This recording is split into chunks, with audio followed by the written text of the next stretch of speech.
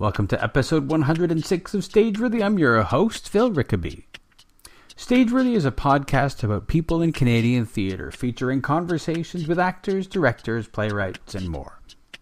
If you want to drop me a line, you can find Stageworthy on Facebook and Twitter at StageworthyPod, and you can find the website at stageworthypodcast.com.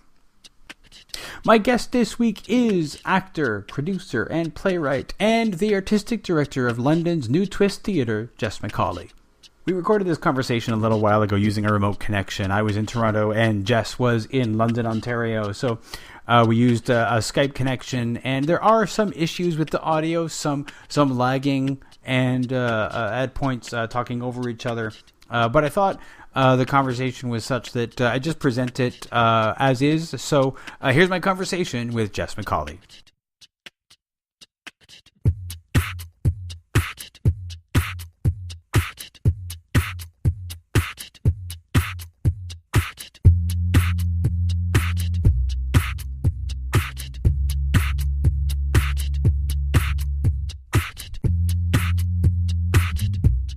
So I guess where I want to start is actually I really want to talk about this solo show of yours. And you were telling me before that right now you've applied to the CAF lottery, and so you're hoping to do some Fringe festivals. But what's the show that you're wanting to take to Fringe? Oh my goodness, this has been a long time coming for me.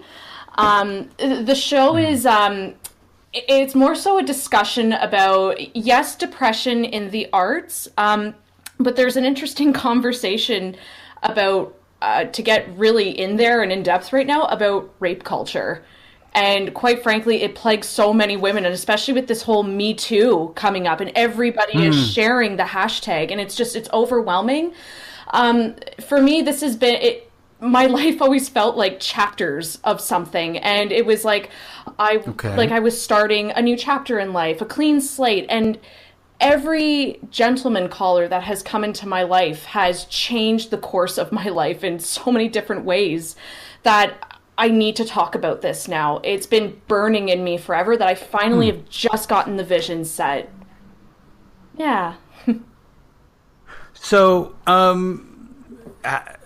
How does that? I mean, obviously there's a lot to unpack there. Yes. So, in terms of, it being a show that about depression for one thing,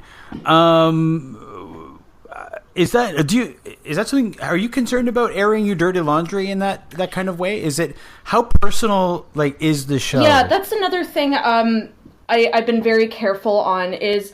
I don't want to get up on stage and necessarily start saying, well, this guy wronged me this way. And it's just, that's not the intention of the show. In fact, nobody gets named in it. I'm not going to delve too deep into every single relationship. There was actually a lot of things I did that I need to come forward with. It's more so talking about the cycle of abuse. And how I've given abuse. So it's actually, the full title, it's a long title. It's Never Have I Ever, The Truth and Tales of Jess McAuley. And it's actually about all the lies I've told to deal with some of the stress that I was going through with depression. But quite frankly, I think there's a conversation of honesty and stepping forward now that I want to embrace now. There's been years where I've bottled things up and I haven't talked about it. And now's the perfect time as the conversation has come up with everybody. So it's reassuring in that way. But at the same time, I'm not one to do, and I like the saying, air the dirty laundry. I'm not one to put the blame there on people. Yeah. So it's a hard process. It is a hard process. And there's something about standing up in front of a room full of people, because you're using your name. You're not hiding behind a character. Yeah. So you're performing as yourself.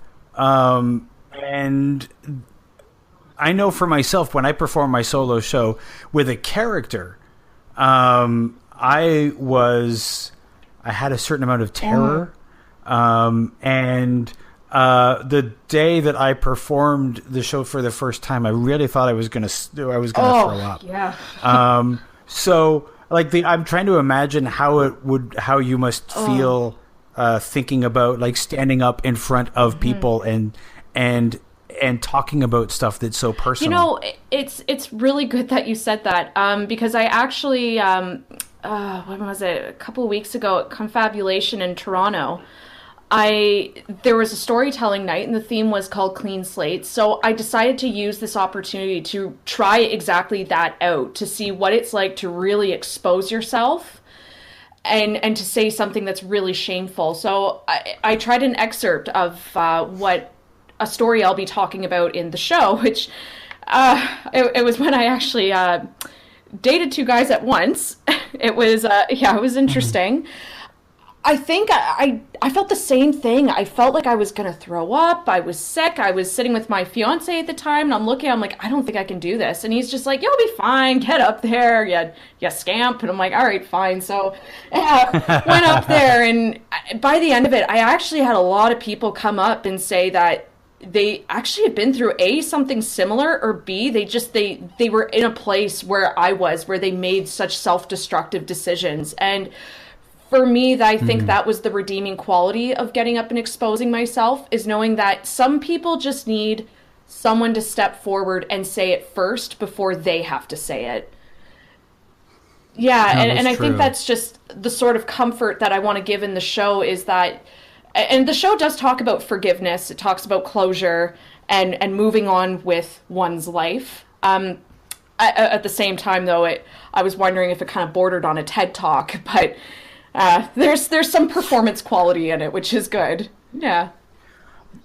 I guess there's always, whenever you're talking about something that's kind of personal, you kind of wonder if you're getting it. Is this a play, or is this a TED Talk? Is this something that would be at some kind of self-help seminar, or like, what is this? And there's always, I think we all find different ways to combat that, to make sure that what we're doing is more of a play. How have you managed to try to keep from it being like, as you said, a TED Talk? For one thing, I don't want to go, while I've been writing it, like right now I'm working on framing the story and creating more. I have this process where I like to create a physical frame of the show and go through it and give myself conceptual ideas. I'm actually used to being more on the dramaturgical side.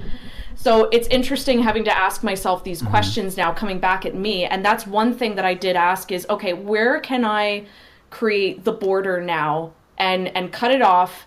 That's great, we have a moral, but how can I draw people in? And I think for me is getting an idea, not just through the bad times, but let's talk about the good times as well. Let's talk about the other components in my life that made me who I am.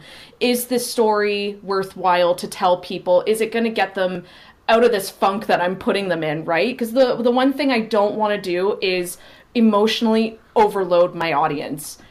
And giving that moral at the end of it is great. That's going to be awesome, but they need more than just the moral of the story to lift them up emotionally. They need more hope and joy, because that's what my life is. My life isn't just bad things happening.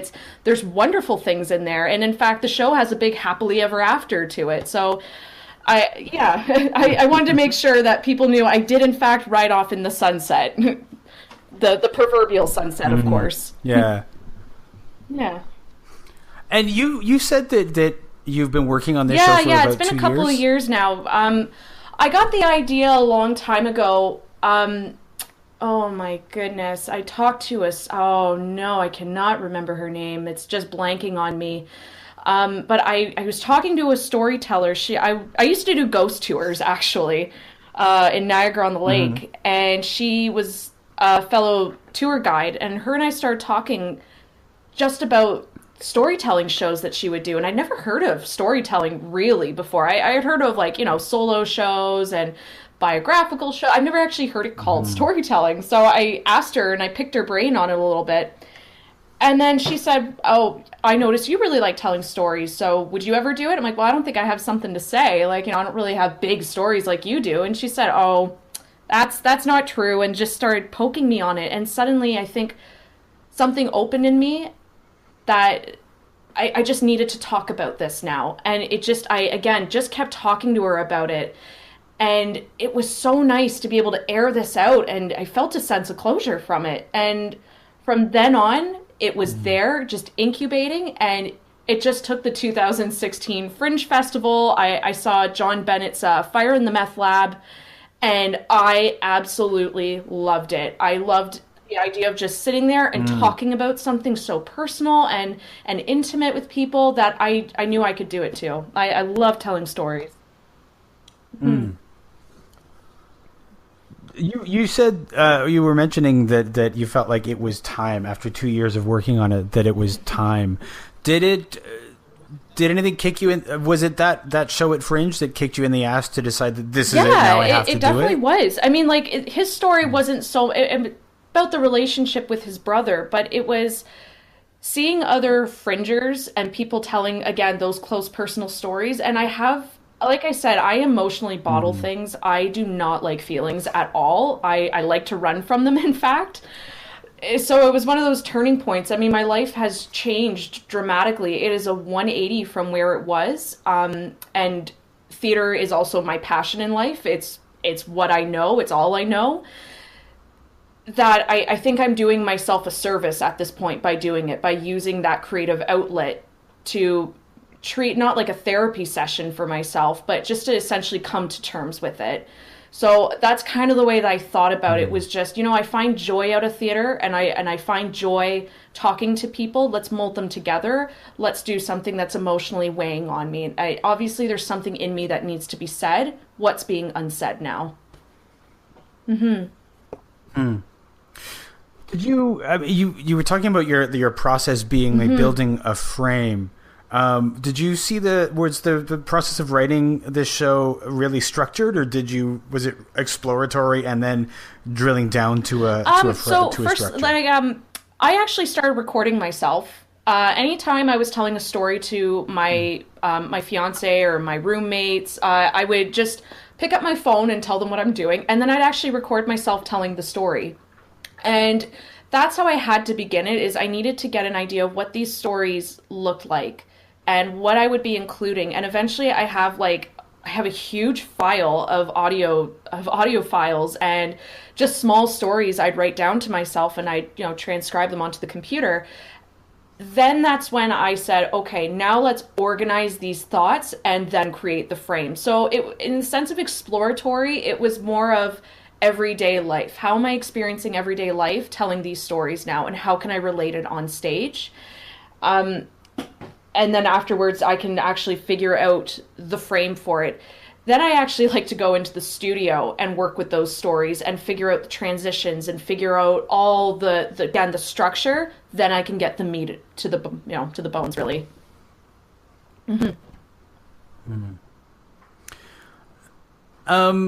So, I mean, you were talking about theater being your passion. So when did you realize that theater was your passion? I was young. I'm actually Irish. I come from a very Irish family. Everybody can trace our family back to way far back. And one big Irish tradition when you're having big parties is to do sing-alongs. People love singing. We love getting the guitar out, love cranking the tunes, doing some karaoke. So when I was really young, I was extremely shy, but my mother used to pull me up in front of everybody and used to make me sing. In fact, it was always Somewhere Over the Rainbow I'd sing. And I started to grow out of it, and I started to like performing. And I can remember as far back, anytime something involved theater, my hand always shot up being like, me, I want to do it. And I grew from that, and I just became addicted to it. Unfortunately, I didn't think it was my passion anymore. When I was in elementary school, I actually got bullied by teachers. It was awful. And they told me I'd never go anywhere with it, let it go, you should stick to backstage, nothing else. And I didn't even know it was really my passion until I went to Brock University, and I was just exposed to this amazing world. It was just a hobby to me, but as soon as I submerged myself into it, it just lit up in me. After that, it was just, I'm never going back. This is my life. Who cares what the haters say, even if they're teachers, right? Yeah. So teachers were discouraging you, Was that? I mean, because I know when I was, when I was in high school and going to see guidance counselors, and they were like, "So what do you want to do?" And I'd be like, "I want to be an actor," and they would not know how to deal with that. And there was a lot of, maybe you should study business as a backup.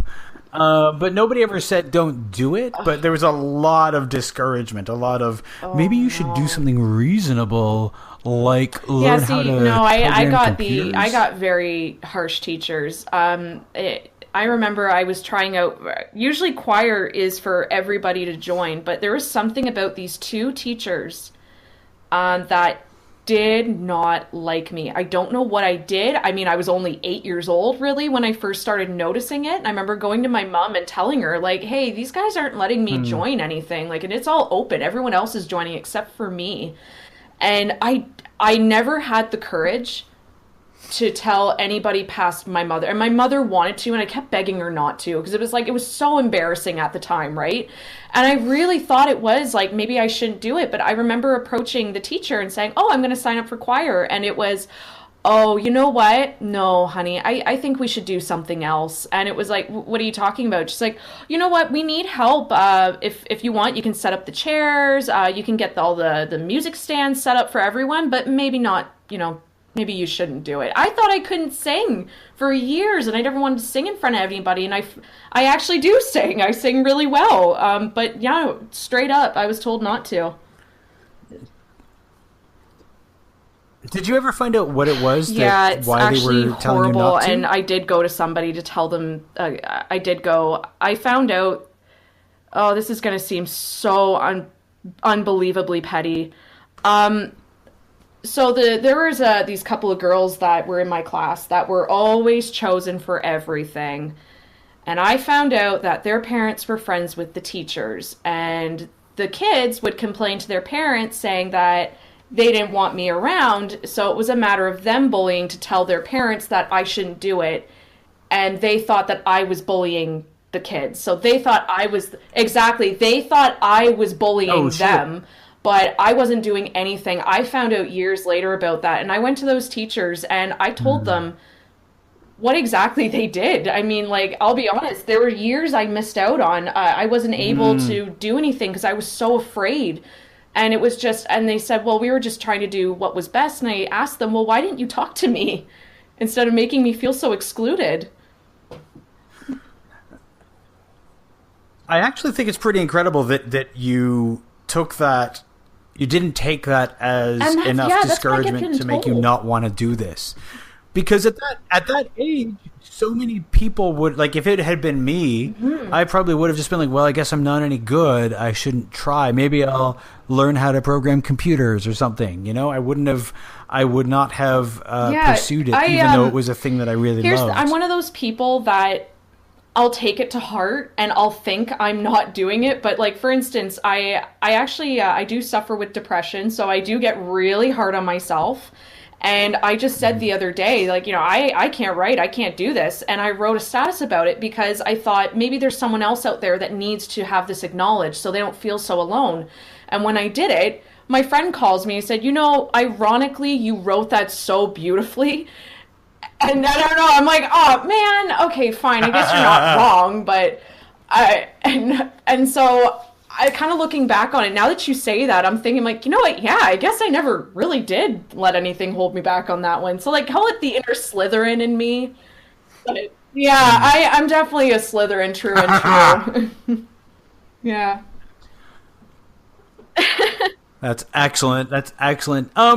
I'm also like, every time I take one of those tests, I'm a Pottermore certified Slytherin, and I don't know why. Okay, nothing. That's right.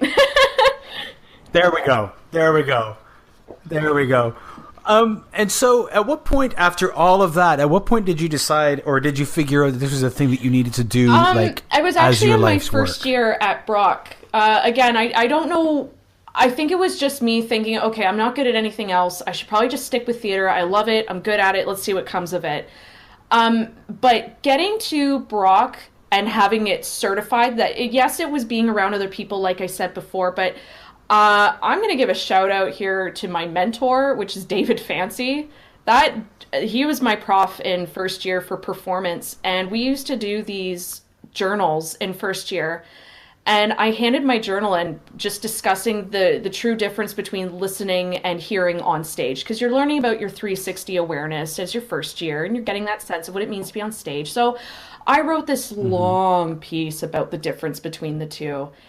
And I got this note back saying, that was really good. Have you considered grad school? And I went up to him like, I'm sorry, what did you just say? I'm sorry, you have faith? And then he was like, you're a really good writer. And then him and I just bonded. He always had faith in me. And it really took that one big role model to put some positivity into how I view myself and my skill, that I knew absolutely I can do this. I got into this school. I have a good relationship with my teachers, and I can do this. I know I can. And I've had doubts throughout my years, but man, I just barreled through it. I feel like I was this train that was on fire and all this thing was happening, but I still made it to the station safe and sound, is how it felt throughout school. Yeah, I made it. Yeah. Is this show, I'm this solo show, is this your first solo piece? If I've ever written something, I've always been on the other side of it, so that way I can make notes. I can create a big notebook about it. I can go back on it. Like my first big show that I really wrote and produced was done in the Fringe Festival in 2016. Last year. Wow, it feels like forever ago. I don't know why I keep saying it like that, but last year. And yeah, that was the first time. So I was able to have it filmed, and I'm able to write my notes about it, and I want to do it in a few years. But now that I have this, I have to have myself filmed now and look at myself doing it, and it's very awkward. It's very strange for me.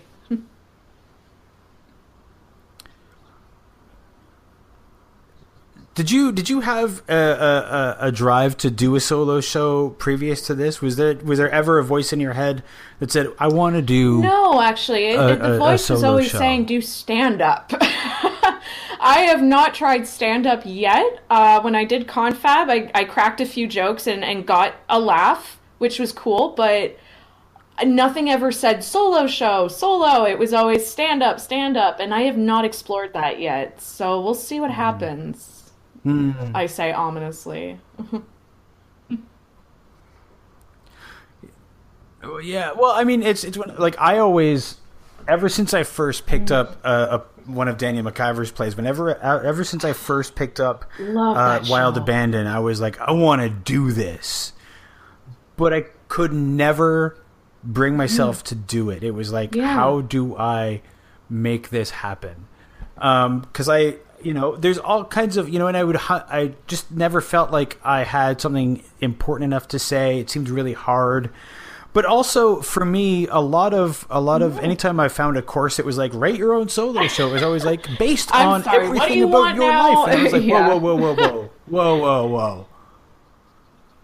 You want what? And because I was looking at Daniel McIver's stuff, and he was always like, it's a character piece and things like that. And I was like, that's who I want to be like. And then I eventually came across something and I started writing it. Took me 8 years before I was like, if I don't enter a Fringe Festival and try to do this, I'm going to be writing this thing for the rest of my goddamn life. I didn't apply for the Fringe Festival, the past one in London. I was actually working on another big show at the time, and I felt like I was kicking myself, but at the same time, I was like, no, you're rushing it. Stop. I know, like, I have to keep saying it, like, speak to myself in third person sometimes, like, Jess, relax, you're gonna get it. I feel like there's a sense of urgency right now. It's like, you need to do it, you need to go, and I have to keep stopping myself and saying, why do I keep rushing this? It's not something you really, like, to be honest, when it comes to something personal like this, you don't want to rush that one. No, that's dangerous talk. No, you don't.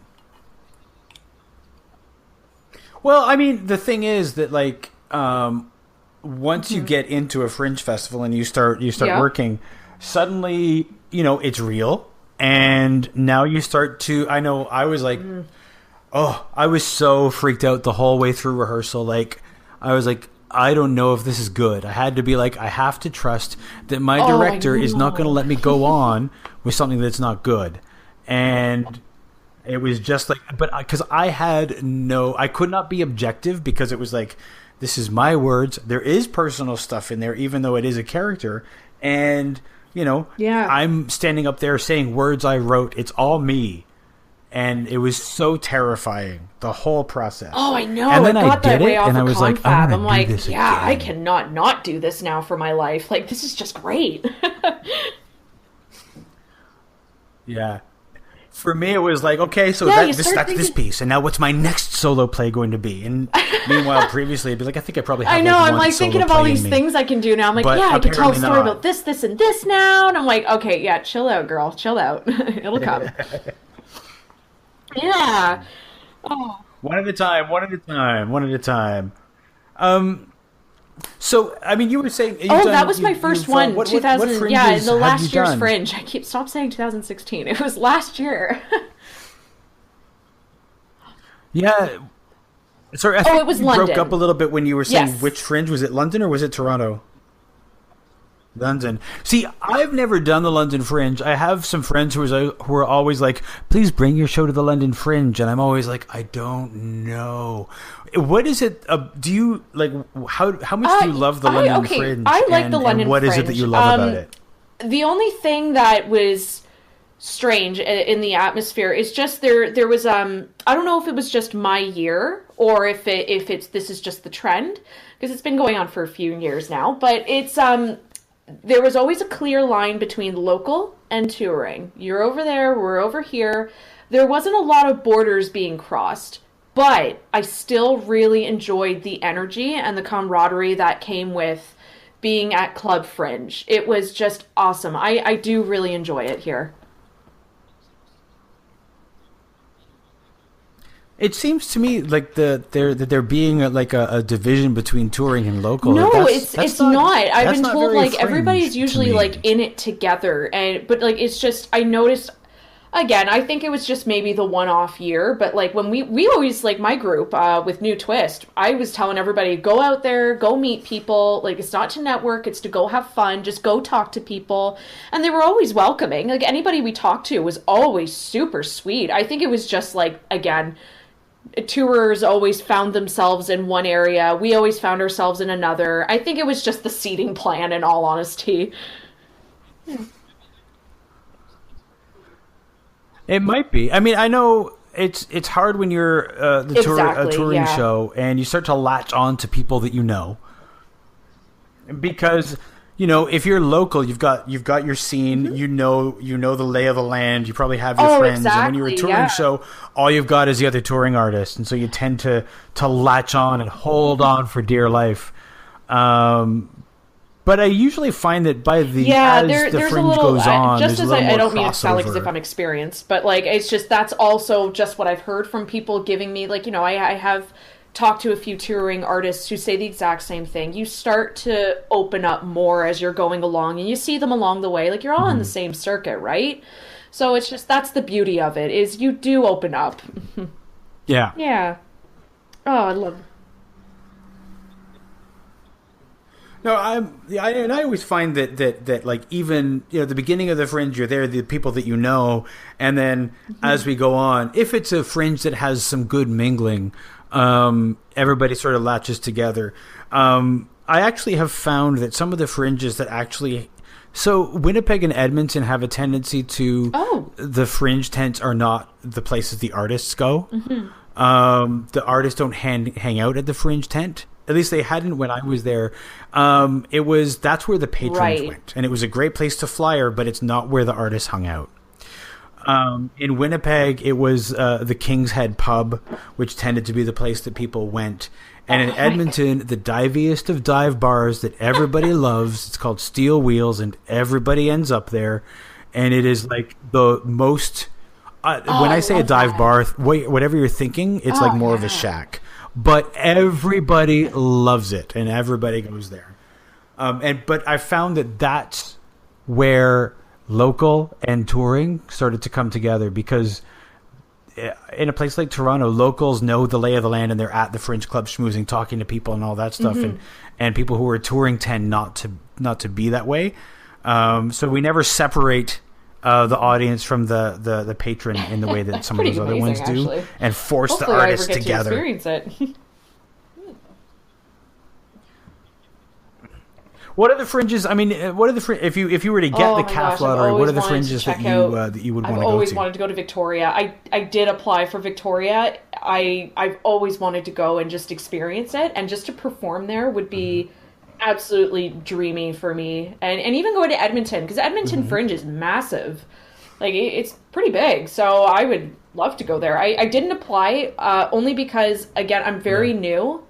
I need to stay more in Southern Ontario and just figure it out. If I feel it's something that could lift off for me, I would absolutely apply, like maybe 2019.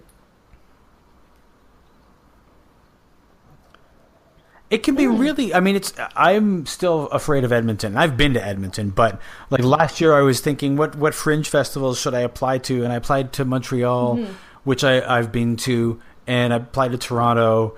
And I think I applied to Winnipeg. Me too. And people were like, how about Edmonton? I was like, oh, God, no. I felt like shaking in my boots. I was like, oh. Because it was like, it's just, oh, yeah. It's so big. And I was like, just trying to think like how, like my little show, trying to make a splash in the introvert in me was suddenly like, I'm an extreme introvert too. I do not like talking. And if it's a massive crowd, like just outside and like coming in, like even if it's a small venue, I know where I am. I'm very self-aware, and it's just, okay, little girl in a big pond right now. Hello.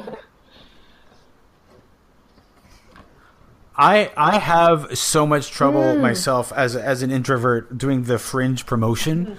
Like walking up to people in a line with my flyers and starting to say the words, "Can I tell you about my show?" is my nightmare. Like I have to sit for like a good 10 minutes with my head between my knees, just sort of like I gotta deep breathe. I gotta like so I'm not walking up to them sweating with my palms sweating and shaking, just to calm down so I can actually go up and say the words, "Can I tell you about my show?" Oh man.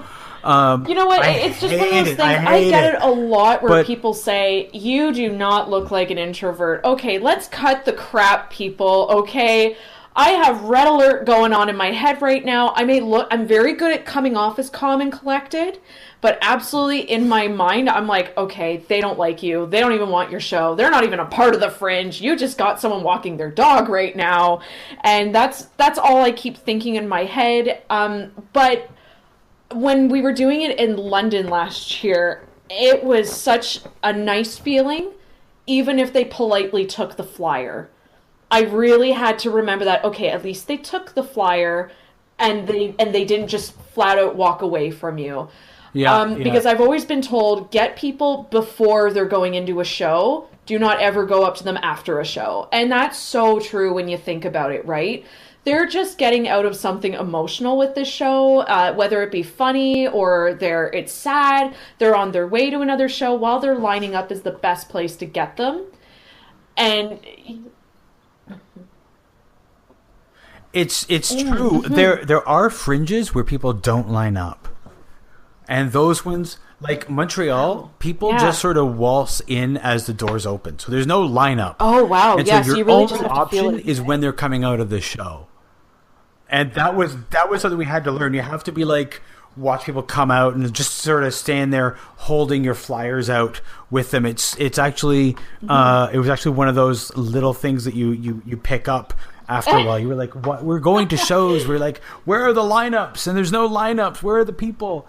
And yet some fringes like Edmonton and Winnipeg, even though people don't really line up because they buy their tickets in advance, it's a finite area, the Fringe area. So you walk around there and you flyer there. You don't have to wait for a lineup because everybody in that area is there for Fringe. So and all of the theaters are sort of in that area. It makes it a lot easier to do that promotion. Oh, yeah, I tell you. I mean, like, it's one of those things where you really definitely want to be taking notes with every single Fringe you go to, right?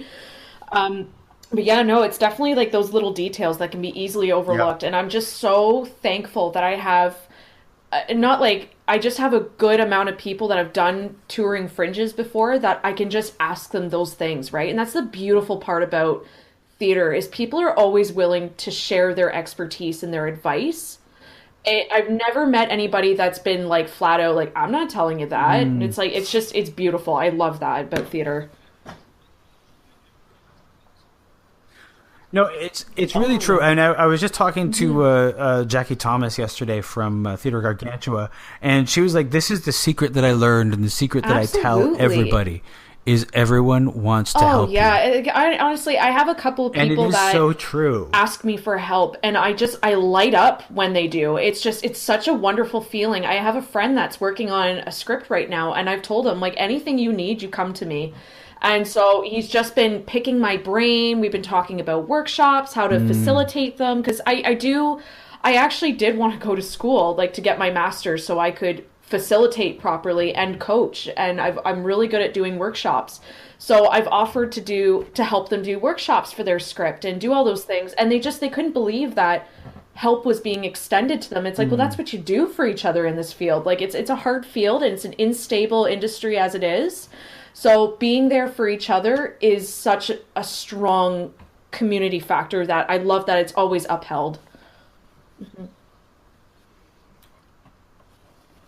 That is definitely one of the best things about it, about the theater community, is the way that people are willing to share in a way. There's always that really competitiveness to it of I don't want to give away my secrets because that's my signature, or this is something that is benefiting me, right? But you know, the thing about theater is because it's such, there's a liminal experience happening at the moment. Everything is being suspended, that it is truly about the community, the act of witnessing right now, that you're already all together. Those secrets are for everybody to share at that point.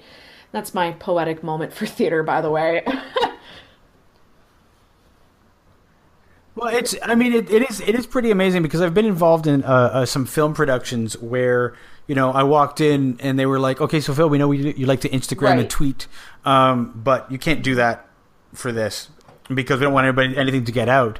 Whereas I always find in theater, it's like, just, whatever, put it out there because, we don't have to worry about secrets because we're always trying to invite people in. And also, so what if somebody ends up doing a show that covers a similar topic to mine? They're not going to do it the same way as I would. I've worked with one theater company before that really did not want anything to be shared. If anybody asked a producing question, or if they asked, it was very much it was along the line of, "Why are you going to steal it?" And it's like, well, yes, politely to put it. And it's just, and I remember coming up to the producer of the show and I was saying, "You really missed an opportunity to bring that person in." And it was just, "Well, why would I do that? They're with this theater company." I'm like, okay, it's not a business. Stop treating theater like a business. It is not a business. You can't franchise theater. You can't incorporate it. You stop. So it's just one of those things. I've never met anything. It's very odd when it does happen. And there's something about the show's integrity that just changes completely. Yeah, like... It's true. Mm-hmm. There's a lack of competition in theater, I think, that at least in my idealized world, and I do see it when people stop seeing other people as competition, that we're all stronger. I remember the first time that I went to the Montreal Fringe Festival, one of the performers does a workshop, and it's about how to promote during Fringe. And the first thing that she says is, "There's audience enough for everyone." And that's one of the things that I've always sort of tried to live by, that we're not competing with each other. There is audience enough for everybody. And this is the kind of thing that I often see on the Fringe circuit, is somebody who, okay, so I'm talking to somebody about my show. Oh, they can't come. They have to work, whatever. When can you see a show? So at this time, my friend Jess, her show is, and it's at this theater. You can go. Yeah, it's a really good show. And I start promoting their show. And this is something that happens in the Fringe world. Awesome. And it's one of the most amazing and best things about Fringe. That's the thing that gets me.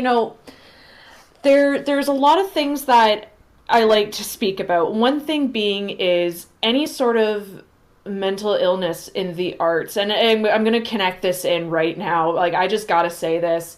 As someone who cannot talk to other people and cannot express how I feel sometimes, don't get me wrong, I'm very blunt and I'm very honest. But when it comes to anything about how I feel, it's hard. But I really appreciate that about Fringe is it's just I don't have to feel that way. Immediately everybody just comes together and unifies. And to feel that is just one of the best feelings and most satisfying feelings. And I've shut myself out a lot. I have that. I'm very guilty of it. But as soon as anybody invites me in, it is just one of the most loving feelings. And absolutely it happens with the Fringe. And I love that. I absolutely adore that. Mm-hmm. Yeah. Absolutely. Yeah. Yeah. So now I think we talked about you're wanting to do Victoria. And yes, London, it is. London. I've never been to Montreal. Is Montreal in there? In your list of fringes? Yeah. And Montreal Fringe is the fringe festival that a lot of people launch their tours in. It's a good kickoff because it is quite a party. And I'd like to stay here. Mostly you want to stay in Ontario. Again, it's one of those things right? of just I need to stay close to home right now because I really do feel very inadequate. I have an inadequacy problem where I keep thinking I'm not going to do something to the caliber of my colleagues. So, but at the same time, I have to keep reminding myself that, okay, maybe let's not look at it that way. Maybe let's look at it as a funding sort of proposition right now. And I'm very good with money. I love fundraising. I can do it no problem. So I can definitely cover my bases in Southern Ontario. That's just the way I try to frame it. So that way I stop getting myself down. So staying in Southern Ontario is a great idea. If you want to do it in 2019, take it across Canada, let's absolutely do it. There will be no excuse at that point then.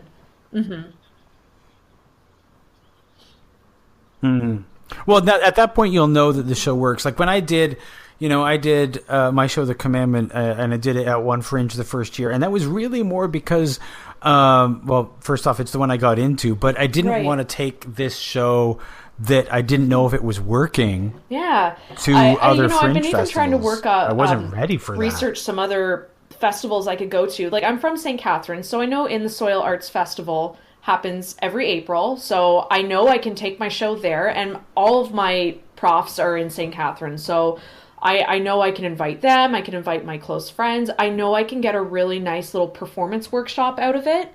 So at least then I'll have that comfort of knowing, okay, the show's going to work or it's not going to work. How can we fix it? I'm very much it is what it is. Let's just move on. I don't like to dwell. So at least I have the benefit of having that. And that way, when I do launch it in Fringe, then you can really start taking it apart and think about the reception from each Fringe festival and improve it further, right? So I have to see it as there's no way out, nowhere else to go but up, right? So thinking positively for someone as cynical as me is a feat. Yeah. You know, one of the biggest challenges of a Fringe festival tour is that, for the most part, every time you go to a different place, you're starting over. And what worked, like a show that is beloved in Toronto could be disliked in another city. It's so funny you say that. And you never know. I did a show back in. Oh, I need to stop saying that, Jess. It's 2000. My goodness. Last year, when I did my show Guilty Pleasures, I got a lot of mixed reviews about it. I got so many people saying it was too over the top, it was too loud, it was too this, too that. But then I had so many people also saying that was a kick-ass show. Oh my gosh, they felt so pumped after it. And I could tell who it was speaking to and who it wasn't speaking to. And when I brought this up to somebody and I said, why is the show not working? And they told me, they said, what Fringe did you do it at? And I said, London. They said, okay, just remember every Fringe festival is going to have a different reception. And I felt so much better after that. I did not know that reception's different. Yeah. No, it really does. It really does have a lot to do with the Fringe that you're at.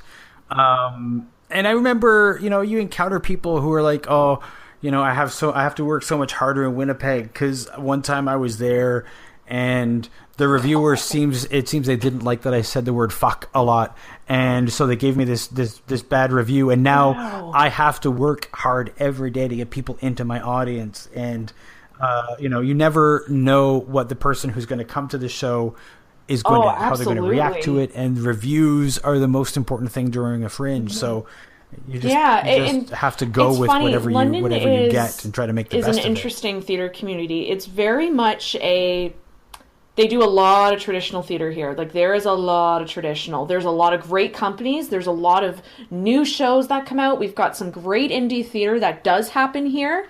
And when it happens, everybody just latches to it. But I remember doing, just back this summer, I did Peter Panhandler. It was our big devised production for the show. And it was very out there in terms of, like, not experimental, but just in terms of a story. We asked a lot of our audience, and our numbers were a lot lower than I thought it would be. Not to say people didn't enjoy it. They loved the show, whoever came, but it was just, it was one of those things of, be careful where you put your experiments. And London was definitely one of them. So now I've learned, okay, for the next show, how am I going to produce this? How am I going to present it? Because when you produce, you really are asking. You're not selling, you're asking. So how can we ask? How can I ask my audience to come to see this, right? Yeah, that's just my little producer thing I learned. You learn along the way. Yeah. Yeah. Well, I mean, here's a question. I went to Brock. They offer a couple of fly? producing classes. There's arts management and producing an event. And I've always had an interest in how theater is sold and how we do get butts in the seats. How do we get them there? I've always been interested in that. So I worked with this wonderful theater company in Niagara. And I just watched the producer very closely and see what she would do. And I learned from her, actually. And applying it to your own show. So I got the benefit of doing the Fringe Festival, where a lot of your promotion is done for you. You already have a platform. So I had a nice starter, and then going on to my next show was amazing. I absolutely loved producing, and having that background in it already and having that degree behind me was absolutely beneficial. Like, I still have my notes from class that I read. I still have my template of a promotional schedule, marketing schedule. I have a giant inventory and directory of all these media outlets and who to contact, right? So it's just those little skills from school that really helped, but that doesn't mean that you need school to be a producer, right? There's lots of people that have done it with just experience. There's people that can do internships. There's ways to do it, right? But I'm just very glad that I at least had it in school and right then, as opposed to going out on my own and trying to find these producing courses. Like, there's one in Hamilton, the Alert program.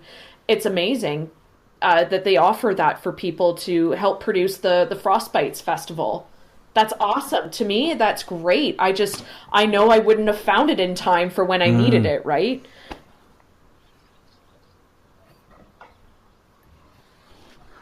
Well, it's it's when I was in theater school, we didn't talk about self-producing.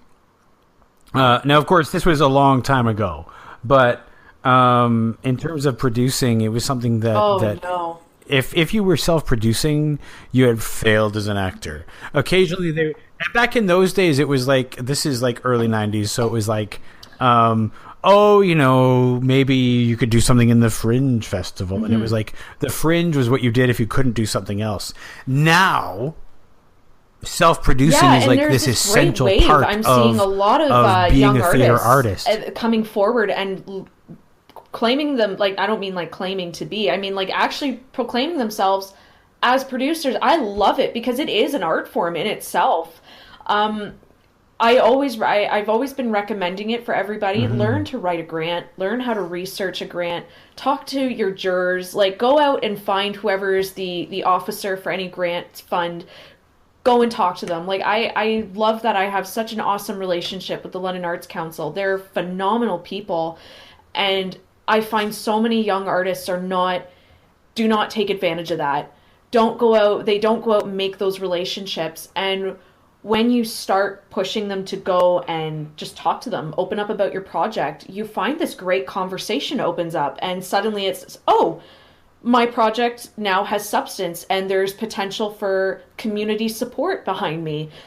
That is so imperative to have. And I'm so thankful that I live in a community with an arts council. Yeah. Yeah, you don't know that you can just email them and say, "Hi, my name is so and so, and I want to do the show. Can we talk about it?" And it's sad. Like not sad in the sense of like, "Oh, way to go, guys, you're not doing it," but like it's sad that we don't make it aware to people. And I'm so glad I took that course, because knowing me and who I am, I wouldn't have had enough faith in myself to just reach out, right?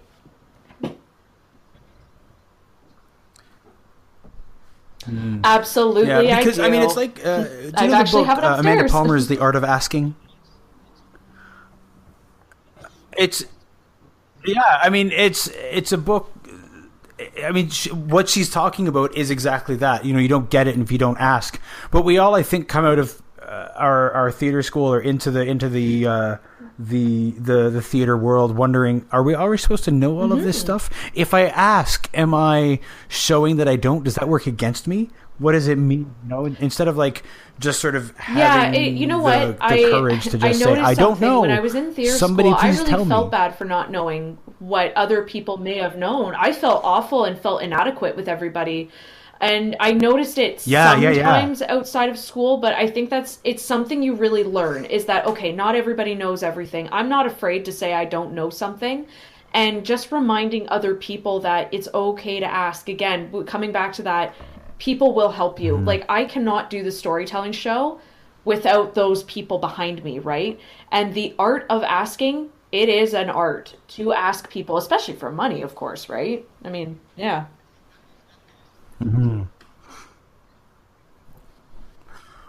See, that's the other part of the producing thing that I think people don't. Fundraising is it's a frightening thing. Asking, it's hard enough to ask for help. It's even harder to ask people for money in a lot of cases, and people just freeze up in a way that no, we don't. Again, and that was a we whole, don't talk about self-producing. I'll be honest, we don't it talk was a about giant fundraising. unit in school. Like, we had to learn all the different sort of platforms that fundraising can be, and what sort of money taken in, and what it's considered as. And I remember doing the fundraiser for Peter Panhandler, and I was scared because at the very beginning, in an hour into the fundraiser, only 2 people showed up. And all the rest of it was like just the cast that showed up. We had a couple of my friends, my family came, but suddenly there was just this giant flood of people that came in. And I like to go around and talk to a room. Like, it's not promoting my show that I thought of that way, but when I went to talk to them and say, "Oh, how did you hear about the fundraiser? What do you think so far? What do you think?" Just getting in there and talking to them, it was very much I got some really nice reviews of, well, you're in the community, we need to talk, and I love your show. And I think that was what made it so easy, was being able to talk about the show with people that I didn't have to talk about the money. It wasn't about the money. It was about, why are you here? How did you hear about us? That suddenly made it easy. And becoming accessible, the accessible name, I call it, because I do like to put my name, it always is going to be on posters for sure for New Twist, but I always like to make myself accessible. You can always reach me. You can always talk to me. I'm always going to talk back. And I think that's what people really enjoy, is being accessible, that it makes asking very easy, and it's making them care about your project. That I've learned when it comes to fundraising is, I'm not going to say, "Hey, I'm selling tickets to my fundraiser. We're running it for this show. You should come out." I always frame it as, "Hey, we're a group of young artists. We wrote this show. We're going to put on an amazing party. The tickets are on sale. You can come whenever you like. And then, of course, you put in later, hey, we've got raffles, we've got this. I'll put it in that it's a fundraiser in the title, but I'm not going to ask you straight up to come to my fundraiser, if you know what I mean. If that makes sense. It really helped. We actually made more than we thought we were going to, so the method worked. Yeah, it worked. It was awesome. We were able to afford all of our costumes, everything we needed. Oh, wow. It was great. Wow. Yeah, I know. We even got our costumes from Stratford. It was great. Yeah, thank you. It was really cool. It was my first big successful fundraiser. Hey, there you go. That's amazing. Yeah. No, actually, I did crowdfunding as well for Guilty Pleasures. I needed just a little bit of extra money for just for paper promo. I needed a little bit extra for costumes and some set pieces and props. And again, that was successful. It's really about how you frame it, that you make people care about the money. And then suddenly Yeah, I see people using crowdfunding as I think that in theater we use it very badly. I see a lot of crowdfunding campaigns that are set up as if please donate to my thing, and that's not why people back crowdfunding. People back for a piece of it, or for people back it for the perk. If you can't give them a perk they want, they don't want to back it. So a lot of these crowdfunding campaigns that are like, for $10 we'll tweet thank you, for $20 we'll thank you, the program and the website. It's like, these are things you do I anyway. Wouldn't do that give them something of personally value. if it was going to be a bigger show. Like for when I did crowdfunding, I was only asking for $600. That was it. And it was like, I knew who I was targeting. I knew I was going to be I knew I was going to be targeting London, obviously, and my friends and family. That was it. But I'd offer things like, oh, I'll send you the poster with all of the cast signature on it, but wait for this. And then we do something that was more community based that would make it fun for them. Offering a huge audience we'll tweet you and give a big social media thank you, for me, exactly that. Okay, but that's the bare minimum. That's something you should have done already. Yeah. No, that's... I think that you do that anyway. You don't make that part of the perk. You have to give people something they want. I only ever back something if I want something. Oh, I know. I will never these back cool something just because out where they're I feel asking good for about money, it. and I'm like, hey, do I get it? So. Like, if I pitch this much money, and I'll pitch the money for it, right? Yeah, absolutely. Oh yeah, and the thing is that I know that my my average for backing something is $50 if I like the perk, and I don't mind dropping that if the perk is good. And so, if theater companies were able to take that information and to be like, oh, if we give good perks, instead of getting a bunch of $10 donations, we could get a bunch of $50 donations. If you put the thought into it and you get a good campaign, maybe it'll work a little better. But again, that's one of those. I think there's a little bit more to it than just that, because crowdfunding's already hard and as it's it one is. of those nuts I'm trying to crack in one day. Oh yeah, you've already got so many thousands upon thousands of theater companies already on Indiegogo, and there is no way you're going to make it to the top. I mean, for me at least, it felt hopeless when I was doing crowdfunding, and I'm looking through, and I mean, I'm a shopper. I need to be able to look around, check out, I'm one of those people, when I shop for a venue, I look at box office, for instance. What percentage do they take? Okay, well, I do that the same for crowdfunding. What percentage are they going to take, and how can I make that back up? So 600 was the lucky number for me, but when I was looking at all these other sites and all these other companies, it just, again, I felt hopeless. It was like, how am I going to get these people to like it and bid for it? And I think that's when I had to remember what the show is, remember who you're targeting, and that made it easy from there. I'm not going to make it all the way to the top here unless I'm buying backers, and what's the sense in buying your backers? Like I've met a company that was like, oh well, we pitched $100 and we were able to get 1,000 people to back it. And I'm like, okay, but how far are you from getting your community to back you up? Because that's who matters, is your community. You're selling them the tickets. Yeah. Yeah, no. Yeah. And then, I mean, there's all these companies, as soon as you get something on Kickstarter, Indiegogo, they start contacting you. If you give us some money, we can get you more backers. And it's always... For me, one thing, it just kind of ruins the integrity of asking for money. Again, like we said, it's an art form to ask for money. You're ruining the integrity at that point. Yeah. For me, that's just my opinion, though. But in another sense, you're not getting a clear idea of analyzing your numbers at that point. Because if I want to make a crowdfunding successful, I need to know who pitched, how much did they give. Is there a certain area of talent? Like, that's just my business side from things and how analytical I can be. I analyze like crazy when I do anything producing and money, because it's got to come from somewhere. It's got to be a clear source. Find it then. And I just find that on crowdfunding, it's very all over the place.